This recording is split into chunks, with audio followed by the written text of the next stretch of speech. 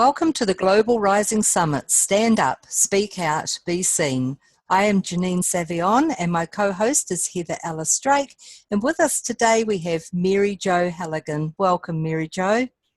Thank you. I'm delighted to be here and be part of this wonderful summit that you have created and opened up for people like myself to join and share our voice at this time. Thank you. It's our pleasure. So just sharing a wee bit about Mary Jo with all our viewers. Mary Jo is a soulful visionary, and that vision has led to launching, with her soulmate Steve Halligan in 2015, Vibrant Living Retreat, located in the beautiful alpine wellness village of Hamner Springs, South Island, New Zealand. Mary Jo is noted for having an impressive wall, what she likes to call her fancy wallpaper and jest. At her retreat and day spa, which hosts lots of beautiful certificates in many healing art modalities, from various forms of massage techniques, energy healing, to quantum healing hypnosis technique, QHHT for short, and to yoga teacher trainings.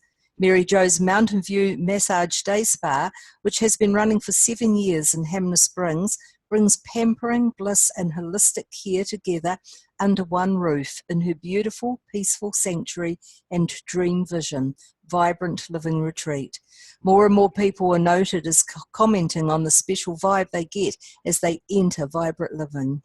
Mary Jo and her Vibrant team run regular transformational wellness retreats, including yoga, meditation, detox, fasting and healing. Mary Jo is passionate about personal empowerment through inner transformation, leading one to discover inner harmony, integrity, and trust in body, mind, emotions, and soul, leading to create one's heartfelt desires and dream lifestyle. Mary Jo and Steve mentor, train, and hold space for their own live-in therapists and woofers as they become introduced to their new paradigm co-creative model of running a business together as a team, where everyone is encouraged to aim to be their best version of self, with compassion and support for each individual journey of inner transformation and empowerment, healing and free creative expression. Taking self-responsibility for one's energy in thought, emotion, and creations is a central theme of exploration and discovery in Vibrant Living Retreat's daily culture and consciousness school of life. As a child, Mary Jo questioned her environment, looking for a greater purpose within, to the harshness that surrounded her. In moments of tears and overwhelm, her soul whispered that one day, when she was older, she would understand, and that all her experiences would help her with greater wisdom and the ability to connect to more people. Nowadays, this is exactly what Mary Jo does by connecting with many people from all walks of life and backgrounds. Through her personal journey, she is relatable in deep and profoundly undeniable ways, and is often inspired and guided to share parts of her own journey and stories of authentic experience, discoveries, revelations to light a pathway of hope, acknowledgement, possibility, and inspiration for others. Welcome to you. Oh, thank you. The true teacher. Sorry, Mary Jo. I was going to say, it's quite something to hear you speak that. You know, the true teacher teaches from personal experience always, and so I can feel from reading your bio out that this is what you are here for, is through your own experience to be the example for others. Mm-hmm, mm-hmm, yeah. I remember a moment when I can't remember, I'm not very good at knowing exactly ages and dates and things like that, but I remember, these moments of revelation, awareness, even growing up. And I remember just one day just having that awareness that life is about experience and everyone has a story. I was kind of in the middle of my own story probably at the time, and it was just kind of this deeper awareness came. Everybody has a story, and that life is about the experiences. And if we can, if we can kind of roll with that and kind of allow life to be the gift of experience and not get too caught up in the story or the specifics of the story, good or bad, right or wrong, and allow it to gift us whatever we're discovering through those experiences. Because, you know, I often say to people lately, how would you know what you know if you hadn't been through what you'd been through?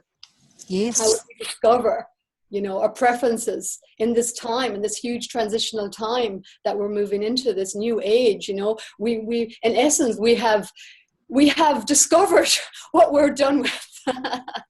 We've discovered, you know, we've squeezed the juiciness out of the distortion, if you like, of our consciousness, or the dissension process, and the place of being separated from the unified field of the truth of who we are, so that we could discover our shadow, our darkness, sense of incompleteness, lack of self-worth, lack of love, you know, the opposite of what love is. And that's definitely resounded in my own life, and even this life, learning about what love wasn't, or the lack of love, and then discovering that journey home, and that exquisite, exhilarating, beyond words journey of those moments of connection, expansion, revelation, acceptance, realization, alignment, expansion, you know, all of that can happen in a moment, and yet it can, in our linear time frame, it can take years of experience to bring us to that point of readiness to go, okay, I've got the juiciness out of all that experience, so now I'm ready for that next expansion. And it could even be the fact of, I'm done with suffering, I'm done with lack, you know, and I feel like that's in our hearts, especially at this time. It's like, okay, over that. Non-acceptance, unforgiveness. Okay, I'm ready to surrender that. I'm ready to, you know, all that righteousness, all that needing to be right, and that battling against, and all that resistant energy. This, you know, I've even felt it myself over the years. I've got to those points where I kind of see it as, you know, laughing with ourself, or with the ego self. You know, it kind of squashes itself up against the wall, you know, to avoid change, to avoid, you know, because afraid of letting go, you know, what it is, and of course moving into the unknown or whatever. And then, you know, once we squeeze out all the juice of all those ways of resisting, you could say, ways of avoiding, ways of distracting, eventually get to that place of going, okay, I'm exhausted, or I'm kind of done. And then the ego self just kind of melts and surrenders into the heart once more, and goes beyond the fear of death. Because of course, all those times of pressing up against the wall, a lot of the time, of course, they are like mini deaths of what has been, to birth, you know, what is asking to be birthed, you know, through the desires of the heart. So it's a very fascinating journey that we're all on. And I have, I guess I've always been fascinated. I guess my soul, and it, you know, I think many of us have been fascinated in us, in our humanity, in our consciousness, in this exquisite exploration, experimentation of vibration. Absolutely. This vibratory world, this linear world. So yes, that's my fascination. Yeah. And you know, growing up in the environment that I grew up in, I feel like on a soul level, I chose my family very well, so that I could learn so much at such a young age, so that I could have these profound, authentic, real lifetime experiences, and to transform them, and to heal, and to in essence, you know, that phoenix rising from the ashes, and to know that, you know, it's very easy to turn around, I think, and, you know, when you're kind of out of that, we'll say, and we feel really connected and empowered, it's nearly kind of easy to turn around to somebody, we'll say, who's suffering from anxiety, depression, lack of self-worth, or whatever, and say, come on, you're the light, come on, get on with it. You know, but I guess because I've gone through what I've gone through, and seen what I've seen, and had many, many different kinds of experiences, there is that deep compassion you know, and I guess that's an old soul trait as well, is this deep compassion for our humanity, and that, you know, that there's something so beautiful to be able to authentically relate to somebody where they are, to be the invitation and hope that they too can transform, and at the same time to meet them where they are with such a deep, I guess, understanding and compassion, you know, and something, yeah, so special about that, I feel. Because I think, and I guess I've had it in my own experiences, that the ego can brush it off, you know, and make up all kinds of excuses of, oh, well, that person had it easy, or, you know, they were born with the gold spoon or the silver spoon, or, you know, it's easier for them because they had these, you know, supports networks, or whatever the case may be, financially, whatever it is. So it's kind of like, in essence, I guess, by me being me and relating to different people and meeting them where they are and sharing my story and being vulnerable, it does oftentimes, you know, sometimes I don't even know why I'm sharing part of my story. And I've had it happen many times, and even just in some of my retreats lately, you know, where I was sharing something very on the surface that I was just discovering within myself. And as I've learned through life, nothing is wasted in consciousness. No experience is wasted in consciousness. So as I'm discovering, you know, awarenesses within my own self that required acknowledgement, recognition, transformation, there in front of me, I have the people that absolutely relate to that aspect of myself that I'm healing. And I guess the vulnerability and the authenticity is what people are listening to. And, you know, of course, it's not just our words, it is our energy field. And we can't lie, you know, we're in this age where, and this time, thankfully, that people's awarenesses or sensitivity, even if it's still on a subconscious level, as people are rising up their vibration naturally on the planet, that, you know, people are more attuned to feeling into things. Yeah, absolutely. And I feel like there's a real craving for,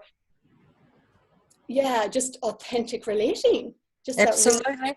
The one thing, the one common denominator that we've found through every interview that we've done on the summit, Mary Jo, is that every one of us is right in the energy of authenticity, integrity, truth, realness.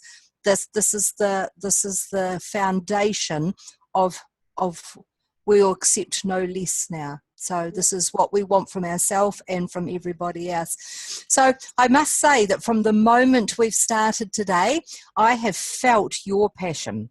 So I would like to ask you what it is that drives your passion in being and doing who you are within your wellness business and attitude to daily life. Well, in knowing the opposite gives us that great desire for something else. And I'll probably get a little emotional as I speak this. I guess growing up for me, I discovered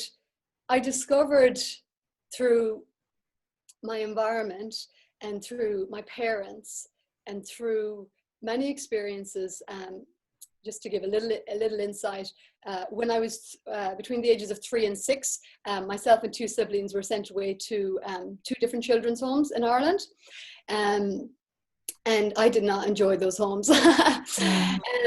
And my mother got postnatal depression after I was born. She was in and out of psychiatric hospital. And when I was 14, she actually died of a heart attack, younger than I am now, with medications that were administered. And my father, 27 years older than my mother. So they both gave me such a wide range of experience, really, and insight. And in different ways. And so even in the midst of that, growing up, and so I guess I had to learn to function in that environment because emotions were all over the place. I was the oldest child. By the age 6, when my father actually had to go to court to bring us home, and that's a whole other story. But I was so glad to be there, because at least there was a sense of belonging somewhere. So I gave it everything. I gave it everything I got to be the good girl, to fit in, to work hard, to do whatever my father needed me to do. And I was a bit of a mediator between my parents as well. So I took a lot of responsibility on. I had the burdens of the world really on my shoulders. When I was in national school, I remember I used to get pains in my stomach a lot from worry. The only time I ended up in hospital was from pains in my stomach. And of course, they could never find out. And of course, years later, I realized it was just pure worry and feeling overwhelmed by my environment, really, and all these experiences. So, but even in the midst of that, and in the midst of tears, as I mentioned in the bio, there was just this deep awareness, whisper of the soul, that would just remind me that, because it was like I was asking myself, what's the purpose? What's it all about? I was searching for some, sense of purpose or direction in it, even as a young girl. And I would just get this sense of, one day when you grow up, you're going to get it. You're going to understand. It's going to give you more wisdom. It's going to give you, you're going to be able to connect to more people. Compassion, I probably didn't have that word as a kid, but it gave me that sense of purpose in it. And that sense of purpose, even though it was challenging, it gave it some sense of direction, of course. And I guess I had a natural ability to always look for the best and be a bit of a peacekeeper and all that as well, which was stressful at the same time. So going back to the question about the passion. So growing up in that, there was like, there's got to be a different way. There's got to be another way. Watching my mother, was watching a woman be very unempowered. She was very fearful. She was very fearful of the devil. She was very, very ungrounded as well. And I was really the mother and kind of, so that gave me, that deep desire. And I really come to peace with my mother. Even just this 2016, there's a whole thing that happened there. That brought me to the place of this aha of going, oh, wow, that truly her being her exactly as she was gave me actually so much of this desire, this passion, this fire for self-empowerment, for reclaiming one's self-worth and self-acceptance. It's like, as a soul, I dive deep and dive deep into that experience to discover how to heal, how to transform those thought patterns. Like, even when I was a teenager, it's kind of a strange thing, but I used to have to look in the mirror. I had such a distorted self-perception that I would have to look in the mirror to go, you're not as monstrous as these thoughts inside. Now, where did I pick that up, right? We know about epigenetics, the latest science, to help, to realize that it's all in the environment. Of course, I was picking up my parents' perceptions and Catholicism was playing into that as well, and the guilt and the shame and the not good enough, and say the Catholic guilt, never getting there, never good enough. So there was very much that. My father, he believed you need to put the fear of God in us, because that's what would have been done to him. So a great buffet table of experience, wonderful experiences of really how to be out of balance, how to be an emotional, chaotic mess, really, in a way. And also, especially with my mom, I guess, because she was very mentally as well, not just physically, but mentally and emotionally and spiritually unstable. That gave me the deep desire for, that it had to be physically, mentally, emotionally, spiritually, and now chemically, cosmically, dimensionally, well-being and empowerment. And so I was determined not to leave any of those out, really. And that was the desire, really. And even as a young child, and a teenager, I knew that I just needed to get out. I just need to get out into the world, and somewhere out there I would start to discover new things. I had no idea what that would be, but there was just that sense of it. So that's where my passion comes from. And of course, to feel better, you know, in simplicity, to feel better, to live a good life, to feel, yeah. Yeah. And you know, you could have so easily become a victim to such a childhood, but instead you've made it a victorious journey. And here you stand today, the teacher, the example of the result of that entire journey that you've been through, which is fabulous. And so share with us some of your greatest life insights and revelations that have revealed themselves to you through your personal experiences, Mary Jo. I know in particular there's one that we talked of earlier, the awakening experience in March 2010, which was quite an epiphany for you. So yes. I know the viewers love to hear these pieces because they bring out the heart and the feeling in them. Yeah. I guess I've had many, because I feel like I've been guided the whole time, you know, that's what's made the difference, that I have had this guidance and had the courage to follow my heart. And again, because of my environment, I've seen where not following your heart could get you. Yes. So, you know, so that also gave me the courage to go beyond what the rules and regulations of so-called how we're supposed to, you know, enact our humanity through our culturalisms and religions and so on and so forth.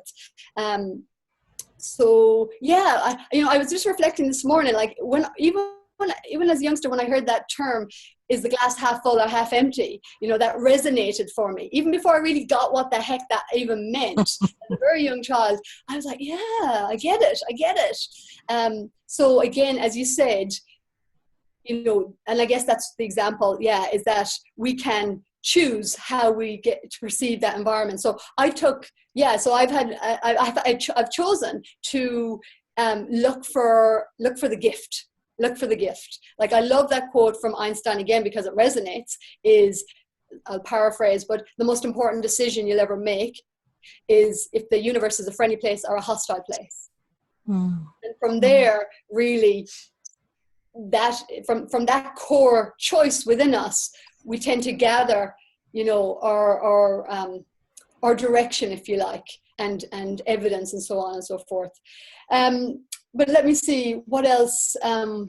Any other one I'd like to share? Well, I'll just shift into. So even though I had certain awarenesses, of course, being a teenager and growing up, you know, a lot of that went into the background as well, as I just kind of wanted to go play and let my hair down and go party and travel and have fun and be a bit of a fly on the wall, as I watched other cultures when I traveled and gathered the experience, but also expressed a lot that I had never expressed growing up, because everything had been very repressed and suppressed, so that I could function and not feel, because of course, being an intuitive, being a sensitive, that was very challenging at the time. So again, I believe there's a perfection to that. So when I was ready, when the time was right and in the right circumstance with the right people, I began to open up and share and be supported in a really empowering way. But yeah, in 2009, I had a wonderful session with the lady, and she took me on a journey that really took me into my heart, of course. And I was going through some challenges in terms of, I was trying to get myself to go a certain way, and of course my heart was drawing me in another direction, and it was a little bit challenging to allow that for certain reasons. I know we don't have that much time today, and I could probably talk for hours. I will write those books eventually. And anyways, she took me on this beautiful journey into my heart, really deep into my beingness. And eventually she asked me a question that nobody had ever asked me. A profound, beautiful question. And that question was, have you always known that you're here to do big work in the world? And of course my ego is going, who you? You're nobody, you're not special, da, da, da, da, da. And then my heart, started to bring back these memories of being a youngster, and this awareness that I had, that it felt like they'd gone into the, the back cupboard with the cobwebs over it. And all these memories started to flood through of, yeah, I have always known. And I eventually did answer, yes, I have always known. So that really opened up a level of acknowledgement at the very least, and acceptance. And opening up to a bigger game, I guess, as well, a bigger level of myself. Yeah. And so kind of beginning to move out of the small me, ego, separate perception, all those lies. Oh, that's interesting. I got a frequency in my ear there. All those lies we tell ourselves, I've been told. And then in March 2017, I did some beautiful work with this visionary network group that I was with, and she was Solera Green was the lady. She was the head of that. And in March 2017, I had this beautiful experience. I had a gathering in my home, and what we were doing was witnessing each person's essence, and it just touched my heart so much. And of course, I had brought all these people together, and it just touched me on such a deep, profound way. And it was so beautiful. And then all of a sudden, I just started feeling uncomfortable, and energy was moving. And so I started to move away from the group. I thought, oh, what's going on? And I went out into my garden, and I just looked up at the stars, and I was like, whoa, what's happening here?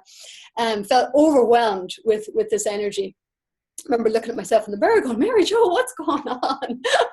Because I knew everybody was just having these profound, beautiful moments. And here I was feeling this energy, but also emotion. And my mind's trying to make sense of it. And, it doesn't have a real reference at that time. And so everyone leaves anyways. And then I'm left with these two, my beautiful ladies, I call them my cosmic midwives, who are with me, a supportive, perfect support crew, beautiful Nancy and Andriana. And this energy is just moving. So it could be likened to a Kundalini awakening. And I just remember the tears are coming, and Nancy standing behind me and just kind of holding my back and go, whoa, because they were obviously very energy aware. And I just remember her saying, whoa, you never think so much energy would go through such a little body. And they just really supported me, because my ego, at the time, my ego was finding it very difficult to where to put what was happening, and to even accept and allow. And so they were with me, and Andriana was helping me support to accept, really my own creation and empowerment on some level, that I created this opportunity for myself of remembrance, really. But in that, as the energy was moving through, I started to tap into that universal self and awareness of energy. And much that, in the years following, of course, now I have a greater understanding of it. But it was a real sense of my universal self, if you like, or the quantum reality. And just the energy moving through that toroidal field, individually, collectively, and just that real simple yet profound understanding of what was going on within myself and humanity. And that was a huge epiphany, a huge awakening, and no going back from there. It was kind of like after that experience. Before that experience, I wanted to believe, in essence, and I was learning about it, and I was open to it. But after that, it was like, okay, now I know what the big self is, the big expanded awareness of self. And so the more ego orientation to life became lesser in a sense, whereas before that it might have still been on par, or still kind of more of a governing body. So that was definitely a profound experience, and something that's took me years to kind of settle into, in terms of being able to I guess communicate and have broader. It's interesting, isn't it? Because when we start talking consciousness, words start to get a bit linear. Absolutely. Do you know what I use? My three favorite words, because there are just times now where I just don't have the words, are well, wow, or interesting. Well, they're the two, or fascinating. Fascinating, yeah, that's one of my fascinating or amazing. Yes, there's another one. So, yeah, you're right. There's just times now that words, the human words just don't describe the experience. It's beyond that now for us. And I do find that what's happening lately for me, when I'm feeling so much energy and the words, it's like the words are just too slow to just take a week to describe. Yes, to allow absolutely. Yeah. Absolutely. And in those times is to tone. So Yes. I feel like I tone, and that communicates on that multidimensional level. Yeah. Yes, I understand that. I do the same, Mary Jo. So now you have the most beautiful retreat centre in one of the most beautiful parts of New Zealand. I know Hamner Springs very well, and although I've been in Auckland, visit us then, won't you? Well, although I've been in Auckland for the last 20 months, when I lived in the South Island, I was often up in Hamner Springs. So, and yes, you will see me there. So, while we have the viewers right here, right now, share the magic, the miracles, the energy of Hamner Springs and your retreat, because it's an incredibly, beautifully energetic place. Yeah. So 6 months before I arrived in Hamner, I was traveling, and Steve, we were traveling through Central America, and I did a month in beautiful Costa Rica. And anyone who's been to Costa Rica knows it is fabulous. It is beautiful. And I got to the end of the month, and I just had this kind of empty feeling. And I just knew that I had this knowing that I just couldn't travel the way I'd been traveling, and that it was time to create something. So 6 months later, we rock up in our camper van, just like any other traveler on their 1 year travel trip around New Zealand. And we rock up into this little village. And it's a cool story because we just, people go, how did you end up in Hamner? Was it a big plan? No, it wasn't. We picked up a brochure in Nelson. And really it was because nothing was moving in Nelson for us. And so we dropped in here to get petrol, and I ended up getting within a few hours, I ended up getting a job in the spa, and ended up getting, we got a room in a house, and it was just glorious. And one thing's led to another. But I still remember even coming in that first time, and many times, especially going in and out, always got this feeling of there's such specialness here in the earth, and it's like an untapped potential, really, even though it's been tapped into a bit. But there's just something, there was a feeling, absolutely a feeling, and a real feeling with the earth actually here. And and we're here 8.5 years later, and it's really been one thing leading to the next that brought us to this beautiful property, Vibrant Living, which is actually, we took on the lease 2 years ago, and it's actually owned by another speaker that you're going to have on, which is Bashar Meyer. Ah, yes. So it's actually her property and her husband's, and so they kind of developed it, and then they leased it out to some other people who eventually didn't really make it work. They couldn't make it work for themselves, and so that gave us the opening to get the lease. And of course, that's a whole other story as well. But it's beautiful, that resonance as well, and the magic just with that, because there is a resonance with us. And so they create this beautiful space that I feel like we just came in and we just got to tap into that potential and give it lots of TLC and vibrant energy and love and just expand our vision, which in essence could be seen as birthed by their own vision while they were here in Hamner.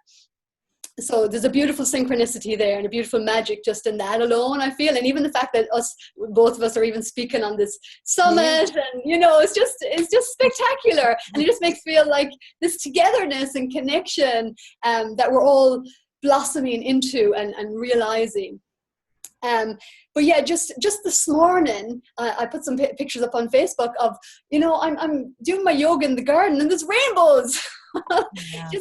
just this week, rainbows pretty much every morning. Even yesterday morning, I had 2 ladies on a retreat, and this rainbow, beautiful rainbow and rain, and we're just out there jumping around, and you know, just feeling the magic, you know, being open to the magic.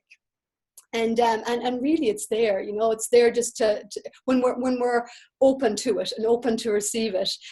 But, you know, for me, Hamner is, and for also for Steve, my husband, you know, it is about the land, and it's about Mother Nature. And this place has helped me come into my connection with Mother Nature big time. Something that I did lose in Ireland, I feel.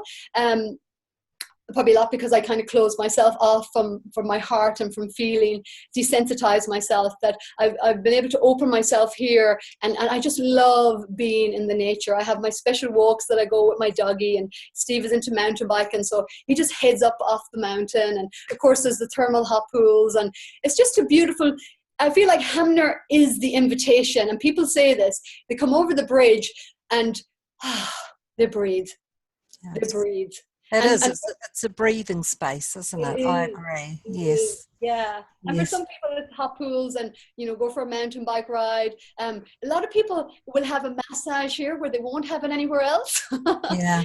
Because it's like they're relaxed, and then it's like, oh, what we do? And they don't really have a plan as such. It's like, we go for dinner, or we could go for a massage, hot pools, walk in the forest. Okay, you go for a massage, I'll go here, you know. So there's a beautiful slowing down. Definitely. Yes, yes. So before we run out of time here, because I'm aware that time's moving on, I would like to actually ask you if you have one message for humanity, what would that be during this transition time?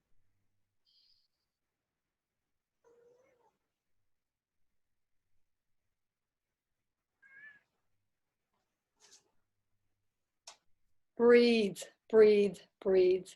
And really become accustomed and familiar and curious to the quality of your breath, and to get to really in a beautiful relationship with the breath. That yes, we're in transitioning times, challenging times, and to be centered, we require that breath. To be present, we require that breath. To allow and to open to the magic, we require that breath. To the trust and faith that life, no matter what's happening out in the world, no matter what's happening in our own life, we can drop deeper in with that breath, and keep our heart open, and calm our nervous system, and drop out of that fight or flight response, and into that place of, I'm safe in this world. I trust myself, and I trust life to support and protect me, and that experience that all is well, and that there truly is this bigger picture unfolding. So the breath to me is the simplest and most profound key to everything else. Thank you. I've been very quiet here, just listening to you and your vibrancy and your frequency and everything. You say I had properties in Waikari, just down the road, so I'm very, very familiar. And also I'm a girl from good old Golden Bay. Looking at you today, you know, Janine, isn't it? We're blessed to have people like you here. It's like, you know, I'm sure I was the one invented mung beans in Golden Bay. I was there right at the very beginning with the hippie communes and having our babies and living off the land, and just listening to you, you brought so much joy back into seeing the next generation come through, Janine. Watching her and the people that I meet around the world, who we meet daily. Thank you for being here, and thank you for carrying on where us old matriarchs, I call them, left off. Does that make sense to you? It's like you're in Hamner, remembrance. You've given me a remembrance of out there dancing in the rain with the rainbows, beating our drum, beating our mojo, skipping, inventing the next food, you know, pulling the food out of our garden. You are such a gift, Mary Jo. I said to Heather before we came on, I said to Heather, what you'll find with Mary Jo is she is absolutely full of life. Thank you. I am so glad you were born. I am so happy that you are here in New Zealand, being exactly who you are meant to be. And I am an old matriarch when it comes to this. You know, you've given me such joy, and I know that you've given so much people who are listening to this passion back, and you are living your destiny. And it's such an honour for me and Janine to share you with the world. So thank you deeply. Thank you. I receive that with gratitude.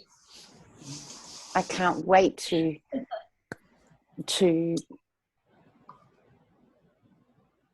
showcase you. And I know that, you know, we spoke earlier on before the interview. I know that this video I can pass over to all those beautiful young ones over in Ireland to give them hope. So you are weaving the world. You are that rainbow bridge from here to New Zealand to all over, and you've given so many people hope like you've done today. So deeply, thank you. Thank you. And yeah, I have been called that rainbow bridge, and, there's the specialness from Ireland to New Zealand, and that was already said I don't know how many times over months. Today was supposed to happen. You being here and giving hope to so many people. And you know, when I was out there, I was doing my yoga in the garden, and I was sun saluting to the rainbow, and I was opening up my heart to the rainbow, and every time I seen it, it made me smile, and it just kept going. Trust the magic. Trust the magic. Trust what you feel. Yes, absolutely. Thank So you. my other second after breath would be follow your joy. Yes. You're a living example. So thank you deeply, and all you viewers out there, all Mary Jo credentials, again, contact details are all below. I suggest you connect with her. Come to New Zealand. Fly in. Come and experience the beauty, the magic, the miracles here, and especially in Hamner Springs, Alpine Village. Thank you. Yeah, Master, thank you so much, both of you beautiful beings. Welcome.